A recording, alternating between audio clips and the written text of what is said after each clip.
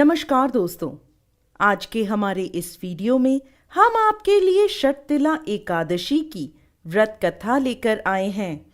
ये कथा स्वयं भगवान श्री हरि विष्णु ने नारद जी से कही थी। एक समय पृथ्वी पर एक ब्राह्मणी रहती थी। वह सदैव व्रत पूजन आदि में लगी रहती थी, परंतु दान आदि उसने कभी भी नहीं किया था। एक बार उसने एक माह तक व्रत किया, जिससे उसका शरीर अति दुर्बल हो गया। तब भगवान श्री हरि ने सोचा, इस ब्राह्मणी ने व्रत आदि से अपना शरीर शुद्ध कर लिया है, जिससे इसे वैकुंठ की प्राप्ति हो जाएगी। परंतु इसने कभी भी अन्न आदि का दान नहीं किया, जिससे इसकी मुक्ति होना कठिन है।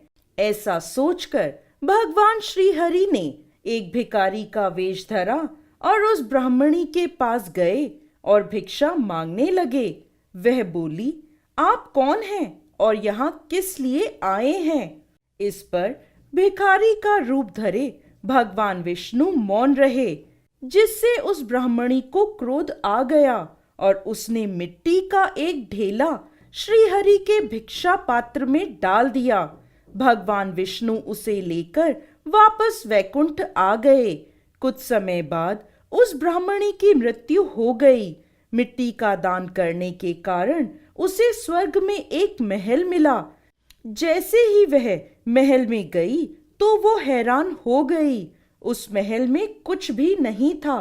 तब वह श्री हरि के पास गई और बोली, भगवान, मैंने तो आपका व्रत पूजन आदि किए हैं, परंतु फिर भी मेरा घर अन्न वस्त्र आदि से शून्य क्यों है? इसका क्या कारण है? इस पर भगवान बोले, तुम अपने महल में जाओ और दरवाजा अंदर से बंद कर लो। कुछ समय बाद तुम्हारे पास देव कन्याएं आएंगी। तुम उनसे षटतिला एकादशी का व्रत पूजन विधि और महात्म्य सुनना और उसके बाद ही उन्हें दरवाजा खोलना। उस ब्राह्मणी ने ऐसा ही किया। जब देव कन्याओं ने उसे षटतिला एकादशी का व्रत पूजन महात्म्य आदि बता दिया, तब ब्राह्मणी ने उन्हें दरवाजा खोला। देव कन्याओं ने देखा कि वह ब्राह्मणी अभी भी मनुष्य स्वरूपी है। तब उस ब्राह्मणी ने देव कन्याओं के कहे अनुसार षटतिला एकादशी का व्रत पूजन आदि किया, जिससे वह अति रूपवती हो गई और उसका महल अन्न आदि भंडारों से भर गया।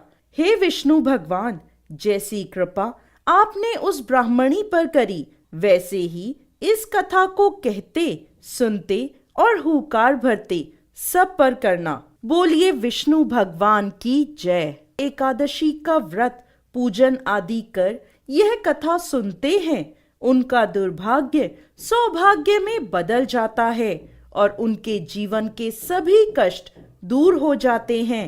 अंत में उन्हें मोक्ष की प्राप्ति होती है। बोलिए विष्णु भगवान की जय।